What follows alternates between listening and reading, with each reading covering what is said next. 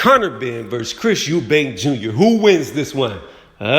This is a hard one. Before I get into that, hit the thumbs up, sub notification bell. That way you get updated when I drop the newest content like this. With that being said, let's get into this. So this fight right here, I truly believe if this fight did not have a catch weight, if this fight did not have a rehydration clause, most importantly, Eubank beats Benn 10 out of 10 times, 100 out of 100, 1,000 out of 1,000. He cannot lose to Conor Benn, in my opinion. That's just what I believe. However, there is a catch weight, which is fine. In this interview, I believe they said it was at 157, or a press conference, not an interview. I believe they said 157 is what they got to weigh in at. But the problem is the rehydration. From my understanding, how Eubank was talking, he's only going to be 60% because he's not allowed to put his weight back on. And I do agree with that.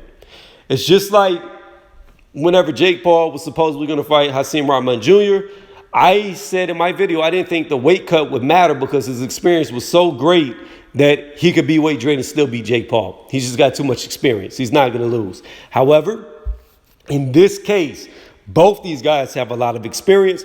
Both are very good fighters. So if you are weight drained, it is going to matter. And that's the thing. I don't know how Eubank is going to do without being able to rehydrate to his maximum weight. So when he said he was 60%, again, I do agree with that statement. He will be 60% or slightly less than that.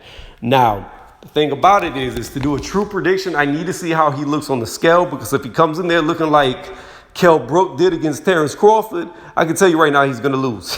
He'll lose. It'll go probably 7-8 rounds before he'll be so tired that he'll just get put away. That's just the facts. Like, he won't make it. The thing is, people don't understand is, for Conor Benn, yes, he's going up almost 2 weight classes, from 147 to 157, 160 being the second. It's kind of what Kell Brook did against Triple G, but in this case, it's 3 pounds down catch weight. Okay, whatever. Moving on. He's going up 10 pounds in weight. It doesn't hurt him. It's not a hindrance to go up in weight. Now, with smaller fighters moving up, sometimes you see that they don't pack the same amount of power. And it's not that they don't hit as hard. It's not that they don't pack that same amount of power. It's the fact of the bigger men are used to being hit by bigger men. So that power that they used to have that was so devastating doesn't come off the same, because these guys are used to being hit by harder shots than what the smaller men are used to throwing. So there's that. But physically, you become stronger, especially when you're underweight like Conor Benn is. See, 147 pounds is very, very small for Conor Benn. He's underweight. He's undersized at that weight. So going up 10 pounds would only help his body and make him stronger and faster. Yes, that's right. I said faster.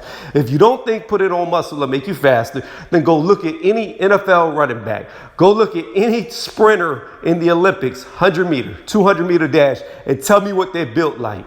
The thing is, people have this big misconception about muscle slows you down. No, it doesn't.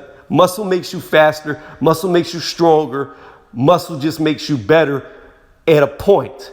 The point the way it does not become good is when you look like Ronnie Coleman, when you're built like Jay Cutler, when you're built like Phil Heath. That slows you down. That, you're too bulky. That gets you tired. Like you can see when they walk, they're tired. It's almost like being obese, but with muscle.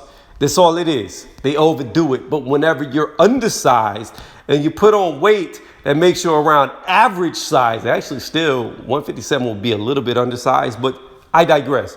You're only improving your body. Whereas when you become weight drained, you become weaker, slower, and you don't have the same endurance. So the disadvantage, in my opinion, is always a guy coming down in a lot of weight versus a guy going up. The guy coming down a tremendous amount of weight is always at a bigger disadvantage because his body's going to feel it. He's going to be sapped of energy if he is weight drained. Not saying that Eubank will be, but it is a strong possibility. Now, again, once they weigh in on the scales, I will say who I believe wins this fight. But if Eubank was 100%, in my opinion, he's just got too much experience. He's been in there with too many good opponents. Whereas Conor Benn, he really hasn't been in there with anybody elite. He really hasn't been in there with anybody at the top.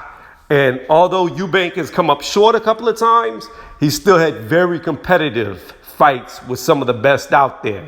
And that's the thing about it. That experience is way greater than what Conor Benn has ever been around. So if it was at their natural weights, I got Eubank all day. Being that it's not at their natural weights, there's a catch weight and a rehydration clause. Again, I will have to continue this video when they weigh in. Let me know below in the comment section below who y'all think will win this fight.